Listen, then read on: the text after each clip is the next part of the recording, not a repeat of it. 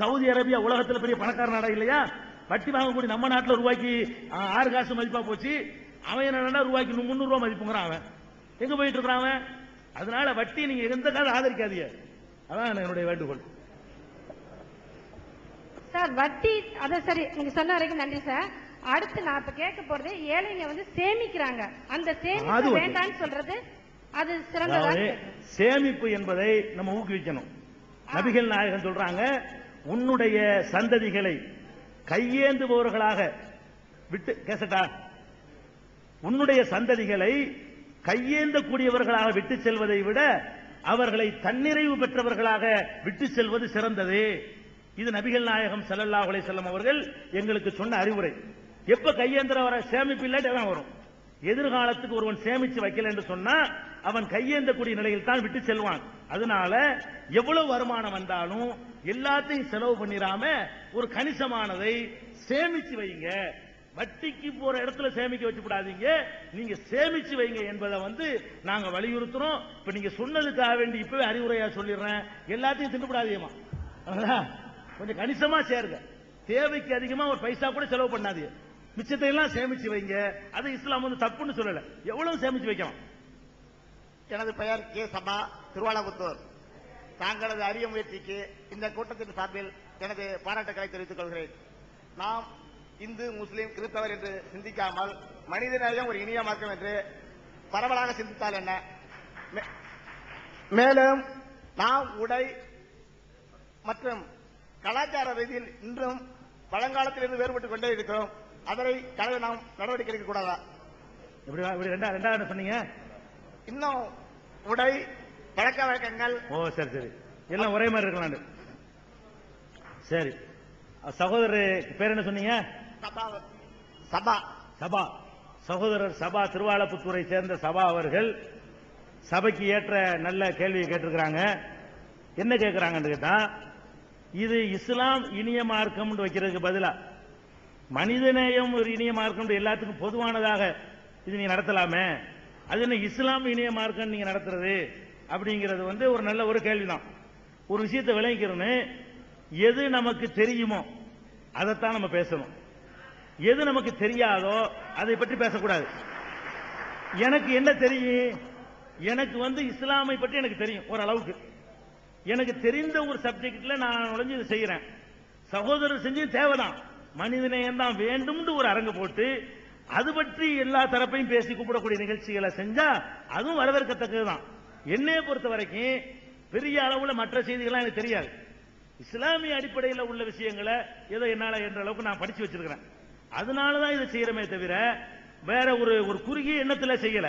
நான் ஆரம்பத்திலேயே என்னுடைய முன்னுரையில சொன்ன இது மாதிரி இந்து சகோதரர்கள் நடத்த வேண்டும், எங்களோட கூப்பிட வேண்டும், எங்க சகோதரர்களை கேள்வி சொல்ல வேண்டும், அதுல நீங்க புண்படாம இருந்து நீங்க ட்ரைனிங் எடுக்க வேண்டும், நீங்கள் கேள்வி கேட்கும்போது நாங்கள் புண்படாம இருந்து அதை ட்ரைனிங் எடுக்க வேண்டும். அதை நான் ஆரம்பத்திலேயே நான் என்னுடைய முன்னுரையிலே நான் நினைஞ்சிருக்கிறேன், சொல்லி இருக்கிறேன். வேற ஒரு கெட்ட நோக்கமெல்லாம் கிடையாது, நமக்கு தெரியாது அவ்வளவுதான். மற்ற எல்லா மதத்தை பத்தி எனக்கு தெரிஞ்சாதான் இந்து மதத்து மனித நேயத்தை பேசினா சொல்ல தெரியுமா? இருக்கலாம், எனக்கு தெரியாது. கிறிஸ்தவ மதத்தினுடைய மனித நேயத்தை பத்தி என்ன பேசுனா நீங்க எந்திரிச்சு கேட்பீங்க. நான் பொதுவா போட்டேன்னு வைங்க, பைபிளில் மனித நேயத்தை பத்தி என்ன சொல்லணும் ஒருத்தர் கேட்பாரு, நான் திருதுன்னு முடிப்பேன். அப்புறம் கீதையில மனித நேயத்தை பத்தி என்ன சொல்லி ஒருத்தர் கேட்பாரு, எனக்கு என்ன தெரியும் அதை பத்தி. அப்ப எனக்கு தெரியாத ஒன்றை நான் சொல்லக்கூடாதுங்கிறது தான் இதுக்கு நோக்கமே தவிர வேற ஒரு குறுகிய நோக்கம் இதுக்கு கிடையாது, விளங்கிக்கிறேன். அதெல்லாம் கேள்வி முக்கியமானது. சொல்லிவிட்டவர் என்ன கேட்கிறாருன்னா, நீங்க எல்லாத்திலும் ஏன் தனியா இருக்கிறீங்க? என்ன கேட்கிறாருன்னு கேட்டா, உடையில, நடையில, பாவனையில எல்லாத்திலையும் தனியா இருக்கிறீங்களே, அது என்னத்துக்காக அப்படின்னு கேட்கிறார். இது அவர் விவரிச்சு கேட்கல, இதுல பல விஷயங்கள் அடங்கி இருக்குது. கோலத்துல இருந்து பேர் வரைக்கும் கூட உங்களுக்கு எல்லாம் ஒரு இடைவெளி மாதிரி தெரியுது. நீங்க எல்லாம் ராமர், முத்துசாமி, கந்தசாமி, அழகன் அப்படின்லாம் பேரை வச்சுக்கிட்டு இருக்கிறீங்க. இவங்க என்ன பண்றாங்கன்னு கேட்டா அப்துல் காதர், இப்ராஹிம், ஏதோ ஒரு நாட்டினுடைய பேரை சூட்டுறாங்களே, இதே இந்த ஆளுக்கு தனியா போறாங்க. நம்மள மாதிரி வைக்க வேண்டியதானே? நாங்கெல்லாம் தமிழ்நாட்டில் இருக்கும்போது தமிழ் அதுக்கு அர்த்தம் தெரியற மாதிரி நம்ம என்ன செய்யறோம், பேர் வைக்கிறோம். அதுல பிரிஞ்சு போறீங்க. நாங்கெல்லாம் சும்மா உட்காந்து தொப்பி போட்டு நின்று இருக்கிறீங்க, தனி ட்ரெஸ் உங்களுக்கு உண்டாக்கிறீங்க. நாங்கெல்லாம் ஃபுல் சேவ் பண்ணா நீங்க தாடி வச்சுட்டு வர்றீங்க. இன்னும் எல்லாத்தையும் நாங்க பேண்ட் போட்டா நீங்க வேட்டி கொடுத்துட்டு கைலி கொடுத்துறீங்க. எல்லாத்திலையும் ஏட்டிக்கு போட்டியா அப்படிங்கிற மாதிரி ஒரு கருத்துல தான் அவர் இந்த கேள்வி கேட்கிறாரு. சரி, இதுல ஒண்ணுக்கா வருவோம். இது எல்லாத்தையும் சொல்லணும். அவரு அந்த அர்த்தம் கேட்ட நோக்கம் அதான் நோக்கமா வேறையா? இதானா? சரி, இதைத்தான் கேட்டிருக்காரு அவர். ஏன்னா அவர் விவரமா கேட்டதான் நான் சொல்லிக்கிறேன். ஃபர்ஸ்ட் வரணுங்க. இப்ப நாங்க பேர் வைக்கிறோம்ல, நாங்க அப்துல் காதர், பாத்திமா, ஆயிஷா, இப்ராஹிம் இப்படி பேரை வைக்கிறோம். எப்படி வைக்க மாட்டேங்கிறோம்? கந்தசாமி, முருகன், ராஜா அப்படி இப்படின்னு பேர் வைக்க மாட்டேங்கிறோம். இதை நம்ம என்னன்னு நீங்க எடுத்துக்கிறீங்க? மத்தவங்க எப்படி எடுத்துக்கிறாங்கன்னு கேட்டா, இவங்க வந்து இந்த அரபியில தான் பேர் வைக்கணும்னு நினைக்கிறாங்க, தமிழ் மொழியை வந்து வெறுக்கிறாங்க, நம்ம தாய்நாட்டில் பிறந்துகிட்டு தமிழ் மொழியில பேர் வைக்காம இருக்கிறாங்க. இது ஏன் இந்த மாதிரியா தமிழை வந்து அலட்சியப்படுத்தணும்? ஒருத்தர் ரெண்டு பேர்னா பரவாயில்ல, சகட்டு மேனிக்கு எல்லாருமா சேர்ந்துக்கிட்டு என்ன செய்யறாங்க? இதை புறக்கணிக்கிறாங்க. அப்படிங்கும் பொழுது நாங்க எல்லாத்திலையும் ஒதுங்கி விலகி போற மாதிரி ஒரு தோற்றம் இதுல ஏற்படுது. அதனால பெயரை பற்றி இஸ்லாம் சொல்லக்கூடிய நிலைப்பாடு முதல் விளங்கிக்கிறங்க. அப்புறம் இதுக்குள்ள காரணத்தை சொல்றேன். அரபு மொழியில பேர் வைக்க வேண்டும் என்று இஸ்லாம் எங்களுக்கு உத்தரவு போடவே இல்லை. குர்ஆன்ல எந்த ஒரு இடத்திலையும் உங்களுடைய பெயர்களை அரபு மொழியிலே சூட்டிக் கொள்ளுங்கள் சொல்லப்படவே இல்லை. நபிகள் நாயகம் அவர்கள் தங்களுடைய 23 ஆண்டு கால பொது வாழ்க்கையில ஒரு சந்தர்ப்பத்திலையும் நீங்கள் அரபு மொழியிலே பெயர் சூட்டுங்கள் என்று எங்களுக்கு சொன்னதே இல்லை. இன்னும் சொன்னார்கள், உங்களுடைய கடைசி உரை நபிகள் நாயகத்தினுடைய இறுதி பேருரை என்பது வரலாற்று சிறப்புமிக்க ஒரு உரை. சொல்ல வேண்டியதை எல்லாம் ஜூஸ் பிழிந்து சாராக சொன்னார்கள். அதுல பிரகடனம் செய்தார்கள், அரபு மொழி பேசக்கூடிய யாருக்கும் வேற மொழி பேசுகிற எவரை விடவும் முனையளவும் சிறப்பு இல்லை. என்னுடைய தாய்மொழி அரபி பேசுற காரணத்தினால அவருக்கு மற்ற மொழியை விட எந்த சிறப்பும் கிடையாது. மொழியின் அடிப்படையில் யாரும் யாரை விட உயர்ந்தவர் இல்லை என்று நபிகள் நாயகம் டிக்ளேர் பண்ணாங்க. அதனால அரபு மொழியில பேர் வைக்க வேண்டும் என்பது இஸ்லாத்தின் சட்டமோ உத்தரவோ அல்லது அறிவுரையோ அல்லது விரும்பத்தக்க ஒரு வழிமுறையோ அல்ல என்பதை முதலில் நீங்கள் உங்களுடைய கவனத்துக்கு கொண்டு வரணும். இரண்டாவது, நபிகள் நாயகம் அவர்களுக்கு ஒரு மகன் இறந்து போயிட்டார், குழந்தையிலே அவர் இப்ராஹிம் அவருடைய பெயர். இந்த இப்ராஹிம் நபிகள் நாயகம் மகனுக்கு பேர் வச்சாங்களே, அந்த இப்ராஹிம்ங்கிறது அரபு மொழி இல்ல, அதை விளங்கிக்கிறங்க. நபிகள் நாயகனுடைய மகனுக்கு பேர் வச்சாங்களே இப்ராஹிம்னு, அதுவே அரபு மொழி இல்ல. இப்ராஹிம் ஆபிரகாம் ஒருத்தர் வாழ்ந்தார், அவரு அந்த அரமாய்க்குங்கிற மொழி பேசினவர். அந்த மொழியில இப்ராஹிமுக்கு என்ன அர்த்தமோ தெரியல. நபிகள் நாயகன் பண்ணாங்க, அந்த நல்ல மனிதரை நினைவு கூறும் விதமாக தன்னுடைய மகனுக்கு இப்ராஹிம் என்று பெயர் வைத்தார்களே தவிர அரபு மொழியில் தான் வைக்கணும்னு சொல்லவே இல்லை. இது போக நீங்கள் இந்தோனேஷியாவுக்கு போனீங்கன்னா சுகர்னோ சுகர்டோன்லாம் பேர் இருக்குது, மேகவதி, இதுல அரபியா? அரபி கிடையாது. சுகர்னோங்கிறது அரபி இல்ல, சுகர்டோங்கிற அரபி இல்ல. பாகிஸ்தானுக்கு போனீங்கன்னா பேனசீர்ங்கிறாங்க, அது அரபியா?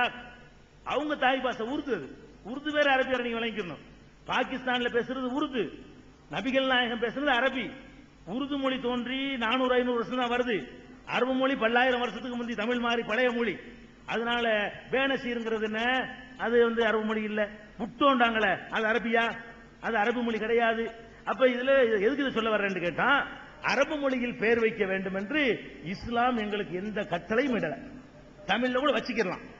ஆனால் ஆதி காலத்தில் தமிழகத்தில் இஸ்லாத்தை ஏற்கக்கூடிய ஒரு கூட்டம் உருவாகும் பொழுது அவங்க ஒரு சங்கடத்தை சந்திச்சாங்க. என்ன சங்கடம்? அவங்க உண்டாக்கின வழிமுறை இது. தமிழகத்தை சேர்ந்த எங்கள் முன்னோர்கள் உண்டாக்கின ஒரு வழிமுறையை தவிர மார்க்கத்தினுடைய சட்டம் கிடையாது.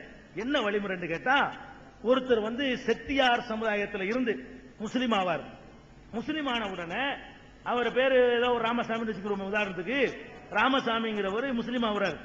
அவர் ராமசாமியா தொடர்ந்தாருன்னு வைங்க, என்ன செட்டியார்வாள் சோமார்களான்னு கேட்டாங்க. அவங்க அந்த ஜாதியெல்லாம் வேணான்னு சொல்லிட்டு வரும் பொழுது அதை நினைவுபடுத்தக்கூடிய விதமாக நீங்க எடுத்து பாருங்க. பேரை சொன்ன அப்துல் காதர் சொன்னா நீங்க என்ன சாதின்னு கேட்க மாட்டேங்கிறாங்க. உங்க பேர் ராமசாமி நீங்க என்ன சாதி நேர கேட்காட்டா கூட அத்தாட்ட விசாரிக்கிறது, எந்த ஜாதிக்கான செட்டியார் நம்ம கேட்கறாங்க. ராமசாமின்னு சொன்னீங்கன்னா என்ன செஞ்சிடறான், நம்ம சாதி என்னன்னு ஏட்டு சொல்லிட்டு ஆராய்ச்சி பண்றான். அதுக்கு பிறகு நம்மகிட்ட பழக்கமா வச்சுக்கிற பாக்குறான். ஒரு இப்ராஹிம் சொன்ன வைங்க, பாயிடா அவரு ஜாதி அப்படின்னு சொல்லிக்கிறார். அவங்க பேர் அப்துல் காதர், நாடாரா தேவரான்னு கேட்பானா? கேட்க மாட்டேங்கிறான். அன்னைக்கு எங்களுக்கு என்ன பண்ணாங்கன்னு கேட்டா, இந்த சாதியை நம்ம மறந்துட்டு வர்றோம், இந்த சாதி யாவப்படுத்திட்டு இருக்கிறாங்க, அது மாறுகிற வரைக்கும் இப்படி நம்ம அமைச்சுக்கிறோம், நபிகள் நாயகம் காலத்தில் வாழ்ந்த நல்லவர்கள் பெயரை சூட்டிக்கிறோம்னு சொல்லி அப்ப உண்டாக்குன ஒரு மரபு இது. இப்ப கூட சாதி முறை ஒளிந்து விடுமையானால் அப்படி கேட்க மாட்டார்கள் நிலை வந்து விடுமையானால் இஸ்லாம் வந்து தடையை குறுக்க நிக்கல, இன்னைக்கும் கூட குறுக்க நிக்கல. இது மரபு தான். ஒருத்தர் விட்டுட்டா கூட தப்பு ஒண்ணும் கிடையாது, இஸ்லாத்தினுடைய கட்டளை கிடையாது. எங்க முன்னோர்கள், தமிழகத்தில் வாழ்ந்த முன்னோர்கள், என்னடா அதை விட்டுட்டு வந்திருக்கிறோம் மறுபடியும் யாவப்படுத்தி, ஓ நீ அந்த தேவனா, நீ அந்தவனா இவனா கேட்கறாங்களே, புண்படுத்துறாங்களே, இப்படி மாறிட்டா டோட்டலா மாறிட்டோம்னு அவனுக்கு கேட்க மாட்டாங்களே. இந்த ஒரு ஆதங்கத்தினாலதான் இது வந்திருக்கு. அதனால வந்து